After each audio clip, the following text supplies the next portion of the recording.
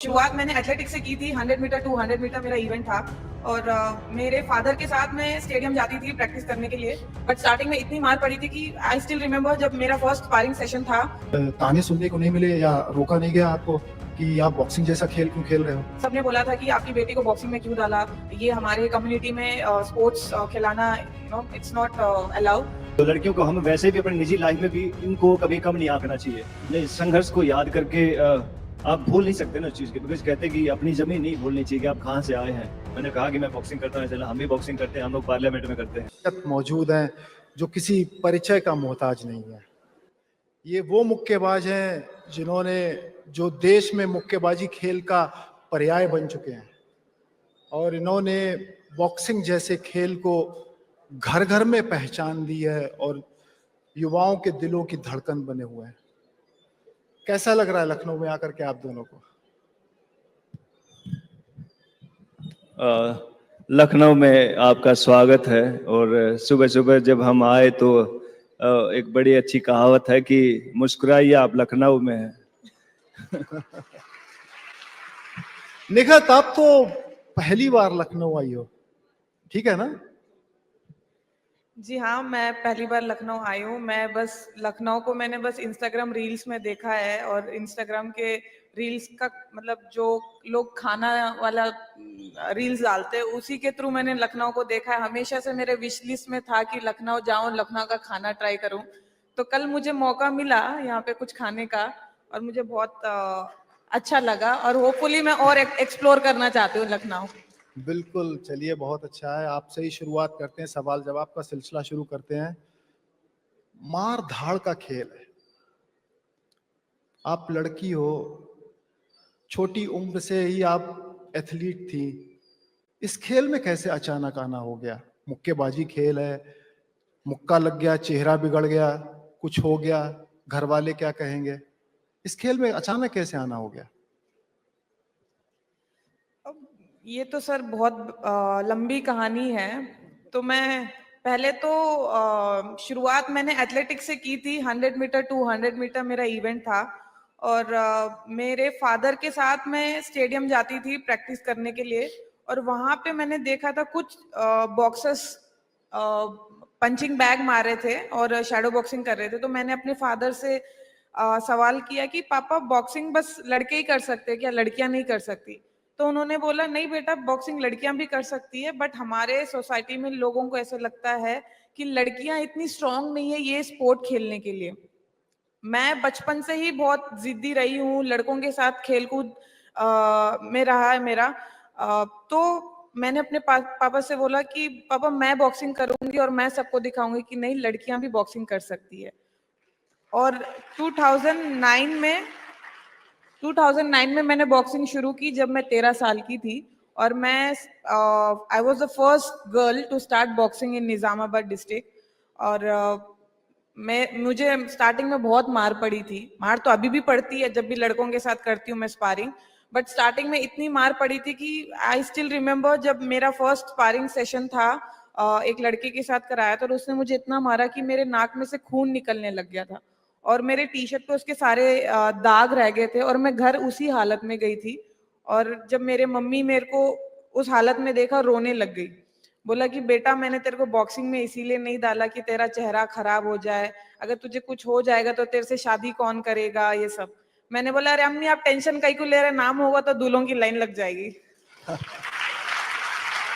बिल्कुल लाइन लग जाएगी। निखत, आप एक ऐसे सोसाइटी से आती हो जहां पर खेलों में मुकाम बनाना, खेलों को और बॉक्सिंग जैसे खेल को खेलना बहुत बड़ी बात माना जाता है। कभी कुछ ताने सुनने को नहीं मिले या रोका नहीं गया आपको कि आप बॉक्सिंग जैसा खेल क्यों खेल रहे हो?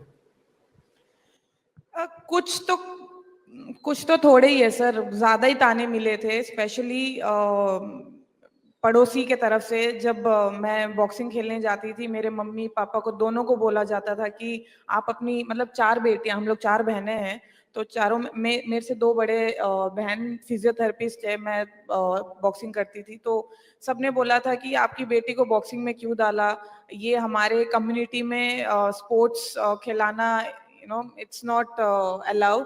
और स्पेशली बॉक्सिंग में तो हमें शॉर्ट्स पहनना पड़ता है, स्लीवलेस पहनना पड़ता है, तो ये लड़कियों को जायज नहीं है, हम लोग ऐसे नहीं करना चाहिए। अपनी बेटी को क्यों डाला? वैसे ही आपके 2 बड़ी बेटियां हैं, कहीं ये बेटी की वजह से 2 बड़ी बेटियों को रिश्ते आने बंद हो जाएंगे। बट मेरे पापा ने कभी किसी की नहीं सुनी। पापा ने मुझे बहुत सपोर्ट किया, डे 1 से सपोर्ट किया। और वो मुझे बस हमेशा एक ही बात कहते थे कि देखना, आज ये बोल रहा है कि मेरी ये वाली बेटी की वजह से बड़ी बेटी को रिश्ते नहीं आएंगे, बट देखने एक दिन यही बेटी की वजह से ये रिश्तेदार बोलेंगे कि अरे ये इनकी बहन है और ये इनके जीजू है, तो मेरे नाम से जाना जाएंगे। और मुझे हमेशा से यही कहा था कि बेटा आप ना बस मेहनत करते रहो, जिस दिन आप अपना ड्रीम पूरा करोगे, इंडिया को रिप्रेजेंट करके इंडिया के लिए मेडल जीतना, देखना एक दिन यही लोग आएंगे आपके साथ फोटोज और सेल्फीज लेने के लिए। वाकई बहुत शानदार सफर है निखत का, बहुत प्रेरणादायक कहानी है इनकी।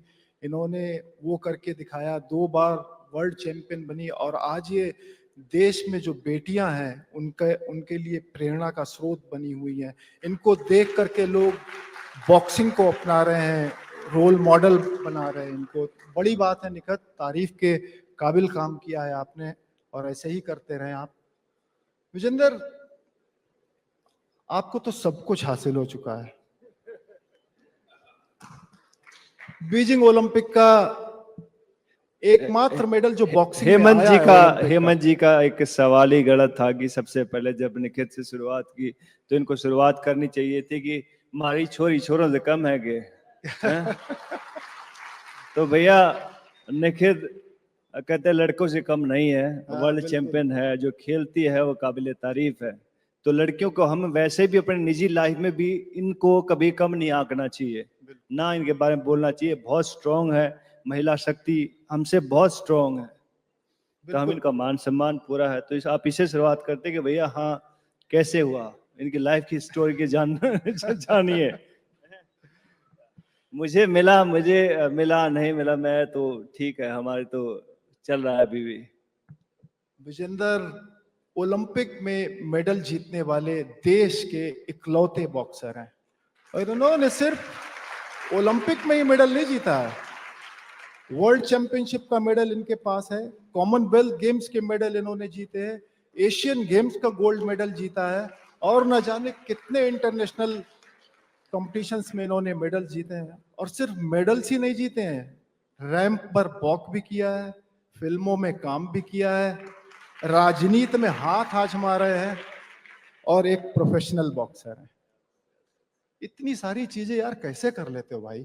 हेमंत जी हमारे साथ NIS पटियाला में आते थे जब हम लोग ट्रेनिंग करते थे, ये 2005-06 की बात है। तब से हेमंत जी ने हमें कवर किया है, बड़ा होते हुए देखा है, हमारे संघर्ष से काफी अच्छी तरह वाकिफ हैं आप।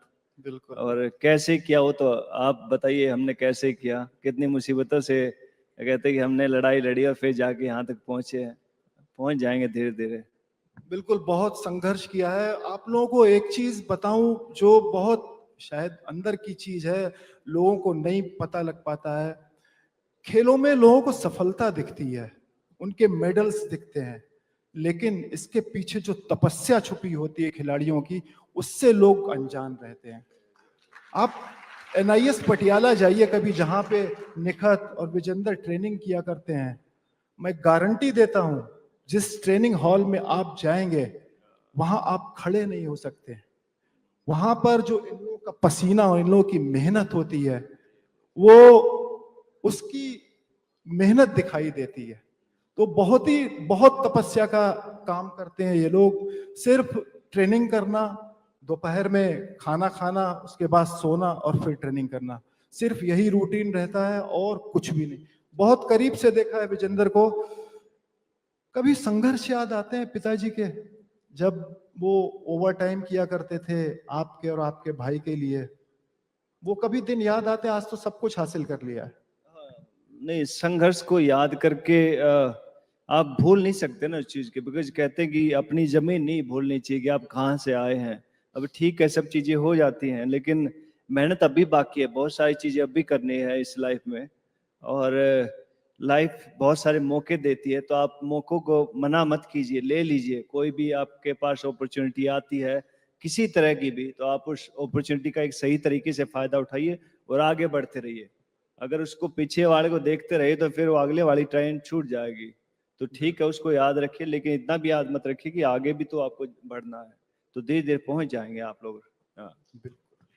बॉक्सिंग को ही क्यों अपनाया विजेंदर? पहलवानी भी कर सकते थे, क्रिकेट भी खेल सकते थे। बॉक्सिंग को इसलिए अपनाया कि मेरे दादाजी जो थे वो जब रिटायर हुए आर्मी से, तो बॉक्सिंग के ग्लव्स लेके आए थे। वो रिटायर हुए होंगे 72 73 में, और तब वो रिटायर हुए तो बॉक्सिंग के ग्लव्स घर पे लेके आए, तब हमें पता चला कि बॉक्सिंग क्या होती है। और तब हम कहते गांव में ही लगे रहते थे, फाइट कैसे करते हैं, एक हाथ से लगे रहते थे। और फिर धीरे धीरे शौक हुआ कि लाइक भैया चलो ये तो एक गेम भी है, और इसको आप भिवानी शहर में हमारे हवा सिंह कोच साहब होते थे, तो वो एक हमारे फर्स्ट हीरो होते थे। और वहाँ से हमने ऐसे ही घूमने गए थे, हमने देखा कि भैया एक जगह बॉक्सिंग भी हो रही है, तो फिर बॉक्सिंग ने हमारे को चूज कर लिया। मैंने बॉक्सिंग को चूज नहीं किया, मैं दूसरे गेम में भी गया था, वहाँ भी कोई सफलता नहीं मिली। और दूसरे गेम में गए, हॉकी भी ट्राई किया, जिम्नास्टिक भी ट्राई किया, बास्केटबॉल भी ट्राई किया, लेकिन बॉक्सिंग ने मेरे को चूज कर लिया कि तू इधर आ जा। तब से मैं फिर चलता गया उसके पीछे, छोड़ा नहीं मैंने कभी उसको। दोस्तों एक बात बताऊं आपको, अगर सपने देखने हैं ना, विजेंदर जैसे देखो। आपको 2007 की बात बता रहा हूं, ओलंपिक से पहले की बात थी। NIS पटियाला में ही इन्होंने मेरे से बोला था, हेमंत भाई ओलंपिक मेडल जीत करके दिखाऊंगा और उसके बाद फिल्मों में भी काम करूंगा। और इन्होंने ओलंपिक मेडल भी जीत करके दिखाया, फिल्मों में भी काम किया। तो उसके बाद मुझे लगा वाकई सपने देखने चाहिए, सपने सच होते हैं। जरूरी है, बहुत जरूरी है। एक मैं गांव से बिलोंग करता हूँ, जो जितने भी गांव वाले हैं, लोअर मिडिल क्लास के लोग हैं, लड़के हैं लड़कियां हैं, तो एक सपने, कोई कहते पैसे नहीं लगते उसको देखने के, तो आप लोग भी सपने देखिए। आपको भी अगर अपनी लाइफ में सक्सेसफुल होता है, जो बाद में इंग्लिश के वर्ड हो जाते हैं, विजुअलाइजेशन करना, मैनिफेस्ट करना, ये करना वो करना, लेकिन सपने जरूर देखना बहुत जरूरी होता है। सपनों के कोई अंत नहीं होता, कोई सीमा नहीं होती, आप कुछ भी बन सकते हैं, बस यहाँ होना चाहिए वो। That's it. निखत, आप तो काफी तेज दौड़ा करती थी ना, उसके पीछे भी कुछ कहानी है, बताइए वो क्या कहानी, किस वजह से आप तेज दौड़ा करती थी? तो मजा आएगा आपको इनका जवाब सुन करके। तो जब बेसिकली क्या हुआ, मैं 6th क्लास में थी और मेरी दीदी 10th क्लास में थी। तो मेरा स्कूल 3:45 खत्म हो जाता था और मेरी दीदी का एक्स्ट्रा स्टडी आवर्स होता था 10th क्लास वालों के लिए, तो उनका स्कूल खत्म होता था 5:30। तो मीनवाइल मुझे उनके लिए वेट करना पड़ता था, बिकॉज घर वालों ने एक्स्ट्रा ऑटो अफोर्ड नहीं कर पाते थे कि हम दोनों अलग अलग ऑटो में आए, तो मुझे उनके लिए वेट करना था ताकि हम साथ में घर जाए। तो मीनवाइल मैं पीछे प्लेग्राउंड में अपनी फ्रेंड के साथ रनिंग के लिए रेसेस लगाती थी। तो मेरी एक फ्रेंड थी जो 1 साल से एथलेटिक्स कर रही है, उसने मुझे फ्रेंडली मैच के लिए, रेस के लिए बुला लिया और हम लोग लाइन में सारे खड़े थे और टीचर ने सीटी बजाई, तो हम लोग इतना फास्ट भागे और मैं सबसे पहले आई और मेरे फ्रेंड सारे पीछे रह गए। तो लाइक टीचर इतनी मतलब शॉक हो गई थी कि अरे ये कल आई हुई लड़की मेरे 1 साल पुराने एथलीट्स को हरा रही है। तो मेरे फादर का नाम पूछा उन्होंने और लकीली ये हो गया कि मेरे पापा और वो पीटी टीचर दोनों क्लासमेट निकले। तो तब से मेरी पीटी टीचर ने मुझे बहुत सपोर्ट किया और उन्होंने बोला तुम पहले कभी एथलेटिक्स करती थी, तुम्हारी रनिंग इतनी अच्छी कैसे है? मैंने बोला बचपन में मेरे पीछे कुत्ते भागते थे, तो वैसे भाग भाग के मेरी रनिंग इंप्रूव हुई है, तो उसी वजह से मेरी रनिंग इतनी अच्छी है। तो मैं सर को, हेमंत सर को यही बता रही थी कि मैं रनिंग में इसीलिए अच्छी थी क्योंकि मैंने बचपन में मेरे पीछे इतने सारे कुत्ते पड़े कि उनसे बचने की, अपनी जान बचाने की वजह से इतनी मेरी रनिंग अच्छी हुई कि वो मुझे एथलेटिक्स में काम में आई। बिल्कुल, कुत्तों ने जो है निखत को तेज दौड़ना सिखाया। मजेदार बात है। और कितना कितना और मतलब कठिन था आपके लिए मुक्केबाजी में आपको स्टैब्लिश करना, और खास तौर पर उस वजन में, जिस वजन में लेजेंड हमारी खेलती थी एमसी मैरी कॉम। आपका और दोनों का ऑलमोस्ट वजन सेम ही था। आपको बहुत स्ट्रगल करना पड़ा, दोनों एक ही वेट वर्ग में थे। कैसे ओवरकम किया, कैसे सफलता पाई उस पर? सर मैंने जितने साल मैंने बॉक्सिंग किया है, मैंने बस एक बात सीखी है कि अगर आप मेहनत करोगे ना, सफलता आपको जरूर मिलेगी। किसी को जल्दी मिलती है, किसी को बहुत मेहनत करने के बाद, स्ट्रगल चैलेंजेस फेस करने के बाद मिलती है, बट ऊपर वाला सबको जरूर सक्सेस देता है अगर आप शिद्दत से मेहनत करोगे तो जब मैंने बॉक्सिंग शुरू की थी तो मुझे इतना स्पोर्ट्स मतलब बॉक्सिंग का नॉलेज नहीं था। तो जब मैंने बॉक्सिंग शुरू की तो हमारे विजेंद्र भाई ने रिसेंटली 2018 बीजिंग ओलंपिक में ब्रॉन्ज मेडल जीता था, और फिर मैरी कॉम दीदी ने 2012 लंदन ओलंपिक्स में ब्रॉन्ज मेडल जीता था। तो इन लोग के आर्टिकल्स पढ़ती थी मैं न्यूज़पेपर में, और मैं अपने आप को इमेजिन करती थी कि यार मुझे इनके जैसे बनना है, ये लोग रोल मॉडल से हमारे। तो हमेशा से इन लोग को मैंने पेपर में देखा था। और जब मैंने यूथ जूनियर में मेडल्स जीतने शुरू किए, फिर यूथ में मेडल्स जीतने शुरू किए, तो हमेशा से मेरा एक सपना था कि मुझे भी ओलंपिक में मेडल जीतना है और इन जैसे रोल मॉडल्स बनना है। और जब मैं सीनियर में आई थी, मैं फ्लाईवेट में खेलती हूँ, तो मैं सीनियर में आई थी, तो हर एथलीट का एक सपना होता है कि ओलंपिक खेलना है, ओलंपिक में मेडल जीतना है देश के लिए। तो वैसे ही मैं यही सेम ड्रीम्स लेके सीनियर में आई थी। और जबकि जो कैटेगरी में मैं खेलती हूँ ऑलरेडी, वो कैटेगरी में बहुत सारा कंपटीशन था, सीनियर बॉक्सर्स थे, बट मेन जो बॉक्सर थे वो हमारे एमसी मैरी कॉम दीदी है, जो ऑलरेडी उनका एक दबाव था उस वेट कैटेगरी में। तो मुझे इतना संघर्ष करना पड़ा उस वेट कैटेगरी में अपनी जगह बनाने के लिए। तो जब मुझे ऐसे लगा कि मैं अपने प्राइम टाइम में हूँ, और जब मुझे ऐसे पता चला कि ओलंपिक के लिए कोई ट्रायल नहीं होने वाली है, उनको डायरेक्ट भिजाया जा रहा है, तो मैंने जब आवाज उठाई थी और वो चीज इतनी बड़ी हो गई और कंट्रोवर्सी क्रिएट हो गई थी, तो मुझे बहुत बुरा लगा था कि मैंने कभी सोचा नहीं था कि मैं अपने रोल मॉडल के साथ ऐसे कंट्रोवर्सी में रहूंगी करके। हमेशा से उनके लिए मेरे दिल में हमेशा से इज्जत थी। बट जब वो हादसा हुआ, मुझे बहुत, मेरा दिल टूट गया था कि मेरा जो सपना ओलंपिक मेडल जीतने का वो पूरा नहीं होगा। बट फाइनली जब ट्रायल हुई, मैं हारी, बट फिर देन उसके बाद मूव ऑन हुई, फिर लॉकडाउन हुआ। फिर उसके बाद मुझे ऐसे लगा कि अब मुझे नहीं लगता कि मेरा कभी नंबर लगेगा इस कैटेगरी में, बिकॉज मेरे से सीनियर बॉक्सर्स है और यंग टैलेंट को कोई चांस ही नहीं दे रहा है। बट मैंने अपना होप नहीं खोया और मैं मेहनत करती रही। और जब 2022 में जब मुझे मौका मिला वर्ल्ड चैंपियनशिप में खेलने का, ट्रायल हुई, ट्रायल में मैं जीती, और मैं वहां पे गई इस्तांबुल में, और वहां पे मैं गोल्ड मेडल जीती।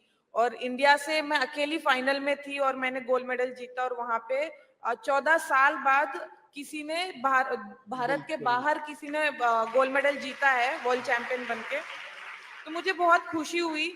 तो वहां से मेरी लाइफ बदली है सर। तो तब मैंने एक सीखी है कि कभी मेहनत करना नहीं छोड़ना चाहिए, लगे रहो, और ऊपर वाले एक दिन जरूर आपको कामयाबी देगा।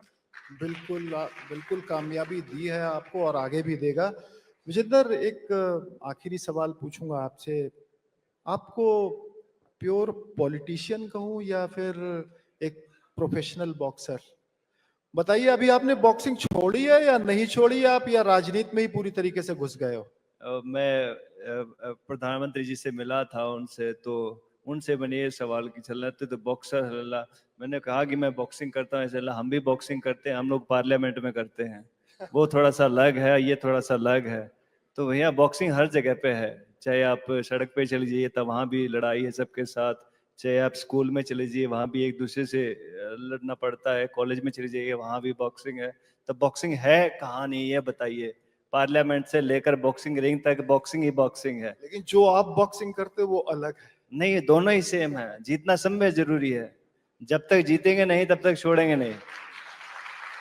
हम आगे विजेंदर को रिंग में उतरते हुए देखेंगे? 2 साल हो गए आप रिंग में नहीं उतरे, आपने कोई फाइट नहीं किया। हम आगे बताइए, इस मंच से बताइए कि आप आगे खेलने वाले हैं या? जी, हम मुक्केबाजी की एक और प्रतियोगिता आयोजित करेंगे इस साल, और जो यूएस के एक मशहूर मुक्केबाज हैं, रॉयस जोइस जूनियर हैं, उनसे भी मेरी 3-4 दिन पहले फ़ोन पे बात हुई थी। तो प्रोफ़ेशनल बॉक्सिंग एक बहुत बड़ा गेम होता है। आज सुबह मैंने योगी आदित्यनाथ जी से भी मुलाकात की थी। उनको बताया था कि अगर लखनऊ में हम अच्छे एक बॉक्सिंग मैच ऑर्गेनाइज़ करते हैं तो बहुत अच्छा है, बिकॉज़ आप लोग इतना सपोर्ट कर रहे हैं हिंदुस्तान के स्पोर्ट्स को, उत्तर प्रदेश के स्पोर्ट्स को। तो अगर यहाँ हम मुक्केबाजी का मैच करते हैं तो बहुत अच्छा रहेगा, स्पेशली लड़के हैं और जो लड़कियां हैं जो कुछ करना चाहती हैं बॉक्सिंग में, तो काफी इंटरेस्टेड थे वो, और उनको लीजिए, इन्होंने बताया मैंने। लखनऊ में आकर के लखनऊ में कुछ करने की योजना भी बना डाली और मुख्यमंत्री जी को भी बता डाला। चलिए, बहुत बहुत आपको शुभकामनाएं, आप जी। सफल हो। निखत, आपसे एक आखिरी सवाल। लॉस एंजलिस, पेरिस में आपका सपना टूटा, मुझे मालूम है। पेरिस ओलंपिक के बाद से आपने अब तक एक भी बाउट नहीं लड़ी है। दर्द है आपके अंदर, मुझे मालूम है। इस दर्द से कैसे पार पाना है और 2028 में कैसे क्या करके दिखाना है? जी हाँ, आई मीन जैसे कि मैंने कहा कि मेरा सपना रहा है हमेशा से कि ओलंपिक में अपने इंडिया के लिए मेडल जीतना। वो मैं पेरिस में पूरा नहीं कर पाई।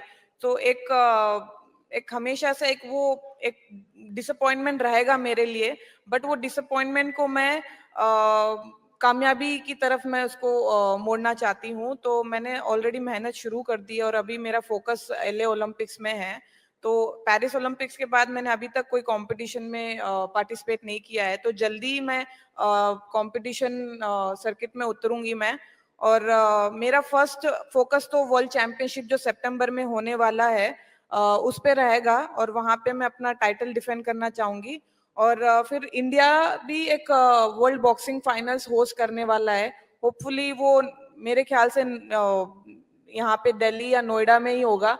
तो उत्तर प्रदेश बॉक्सिंग भी बहुत सपोर्ट कर रहा है। मैं यही उम्मीद रखती हूँ कि अगर यूपी में हो, ऐसे सिटी में, स्पेशली लखनऊ जैसे सिटी में हो, और लोगों को हमारे कल्चर के बारे में पता चले, तो बॉक्सिंग प्रमोट होगा पूरे ऑल ओवर वर्ल्ड में। तो मेरा वही है कि ये साल में वर्ल्ड चैंपियनशिप और वर्ल्ड कप फाइनल्स में पार्टिसिपेट करके गोल्ड मेडल जीत के अपना देश का नाम रोशन करूं। चलिए, बहुत बहुत शुभकामनाएं आप दोनों को।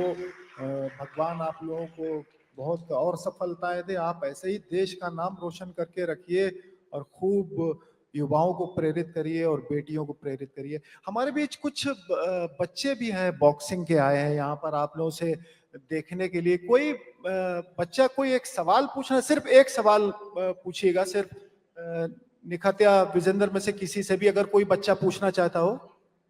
मैम, जब आपने बॉक्सिंग की शुरुआत की थी तो मैम अगर अगर फैमिली सपोर्ट हो और सोशल सपोर्ट ना हो और फाइनेंशियल सपोर्ट ना हो तो मैम क्या करें? सो जैसे कि आपका सवाल है कि जब मैंने बॉक्सिंग शुरू की थी, मैं भी फाइनेंशियल स्टेबल नहीं थी। मेरे घर वाले भी स्ट्रगल कर रहे थे। मेरे घर वाले अपना घर लोन पे रख के मुझे जो भी मेरा ट्रैवलिंग का खर्चा होता था तो मेरे घर वाले देखते थे। बट जब मैंने अपना फोकस बस प्योरली मैंने मेहनत करके जब मैंने मेडल जीतना शुरू किया, तो मुझे जो कंपटीशन खेल के मेडल जीत के जो पैसे आते थे उससे थोड़ा बहुत घर चला लेती थी मैं। बट अब लाइक गवर्नमेंट भी बहुत सपोर्ट कर रही है, और यूपी गवर्नमेंट तो वैसे ही आप लोग को इतना मेडल जीतने पर पैसा देती है, गवर्नमेंट जॉब देती है। तो मैं यही उम्मीद रखती हूँ कि आप लोग यूपी गवर्नमेंट से हेल्प ले। और हमारे साथ हमारे यहाँ पे प्रमोद जी है जो स्पोर्ट्स के सेक्रेटरी है। तो मैं, सर इनको कुछ हेल्प करो सर, यूपी गवर्नमेंट से बच्चे। तो आपको कोई भी हेल्प चाहिए तो प्रमोद जी आप उनसे हेल्प लीजिए, और अगर कोई भी हेल्प चाहिए होगी तो आप मेरे मैनेजर का नंबर दूंगी, आप मुझे कॉल कर। Hello sir. सर, मैं आपसे पूछना चाहती हूँ कि बॉयज ओलंपिक में दूसरा मेडल कब आएगा? बॉयज ओलंपिक में दूसरा मेडल कब आएगा, ये इनका सवाल है। तो जल्दी आएगा। अभी हमारे प्रेसिडेंट से मुलाकात हुई थी, हमारे अजय सिंह जी से। वो काफ़ी कीन हैं, जिस तरह की भी सुविधाएं चाहिए वो खिलाड़ियों को देने के लिए तैयार हैं। तो उम्मीद करते हैं कि बहुत जल्द, कहते हैं कि अगला ओलंपिक का मेडल लड़कों में स्पेशली बहुत जल्द आएगा। जी।